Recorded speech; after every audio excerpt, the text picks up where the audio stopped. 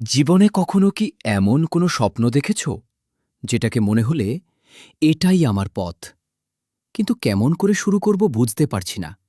হয়তো পরিবার বোঝেনি, বন্ধুরা হাসাহাসি করেছে, তবু তোমার ভেতরের একটা ছোট্ট কণ্ঠস্বর বারবার বলেছে এটাই পথ, এখানে তোমার সত্যিকারের সুখ লুকিয়ে আছে।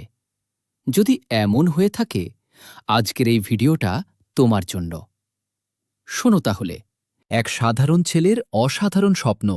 সান্তিয়াগো, স্পেনের এক সাধারণ রাখাল। তার কাছে টাকা ছিল না, বড় ব্যাকগ্রাউন্ড ছিল না, ছিল শুধু একটা স্বপ্ন। দূরের দেশে কোথাও নাকি তার জন্য গুপ্তধন অপেক্ষা করছে। ভাবো তো, আমাদের অনেকের মতোই সেও জানত না পথ কিভাবে শুরু করবে। তবুও তার মন বলেছিল, চেষ্টা করি, যদি সত্যি কিছু থাকে। আমাদের সবার জীবনেই এমন একটা মুহূর্ত আসে যেখানে আমাদের সিদ্ধান্তই ঠিক করে দেয় আমরা একই জায়গায় থাকব নাকি বদলে যাব। যাত্রার প্রথম ধাক্কা আর প্রথম শিক্ষা। সান্তিয়াগো সব টাকা নিয়ে বেরিয়ে পড়ল, কিন্তু যাত্রার শুরুতেই একজন মানুষ তার সব টাকা চুরি করে নিল। ভাবো, একটা স্বপ্নের জন্য সব ত্যাগ করলেন, আর প্রথমেই এমন ধাক্কা। এমন অবস্থায় আমরা বেশিরভাগই কি করি? হাল ছেড়ে দিই, ভাবি এটা আমার জন্য না। কিন্তু সান্তিয়াগো থামেনি। সে বুঝেছিল, জীবন কখনো বিনা পরীক্ষায় স্বপ্ন দেয় না। যখন তুমি সত্যিকারের কিছু চাও, জীবন প্রথমে তোমার সাহস পরীক্ষা করে। কঠিন সময়, যেখানে মানুষ সবচেয়ে বেশি হয় শক্তিশালী। চুরি হওয়া টাকার পর সে এক ক্রিস্টালের দোকানে কাজ পেল। সকালে উঠেই কাজ, পুরো দিন খাটুনি, রাতে ক্লান্ত শরীর। কিন্তু এই কঠিন সময় তাকে শিখিয়েছে ধৈর্য, মানুষের আচরণ, ছোট কাজের ভ্যালু, নিজের উপর বিশ্বাস। আমরা সবাই কখনো না কখনো মনে করি আমার জীবন তো আটকে গেছে, কিন্তু সত্যি হল এই সময়গুলো আমাদের ভেতরেই আসল পরিবর্তন তৈরি করে। তুমি আজ যা শিখছ, কাল সেটা তোমাকে এগিয়ে নেবে। মরুভূমির পথে স্বপ্নের গভীর অর্থ। কিছুদিন পরে সান্তিয়াগো আবার সেই পুরনো ডাকটা শুনতে পেল, চলো আবার বের হয়ে পড়ো। সে মরুভূমির পথে যাত্রা করল। সেখানে তার দেখা হল এক ইংরেজ ছেলের সাথে। ছেলেটা অ্যালকেমি শেখে।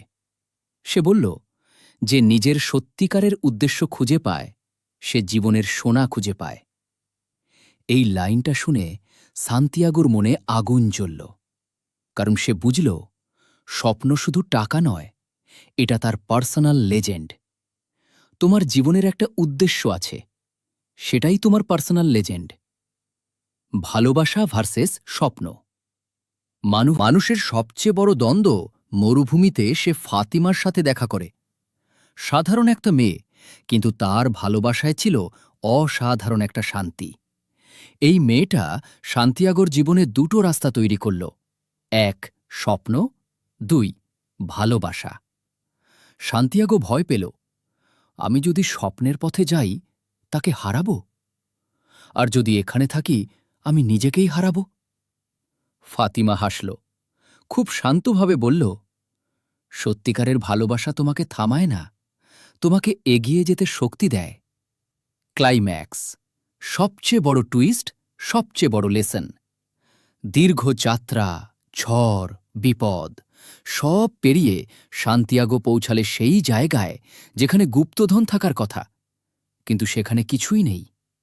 বরং ডাকাতরা তাকে ধরে মারল।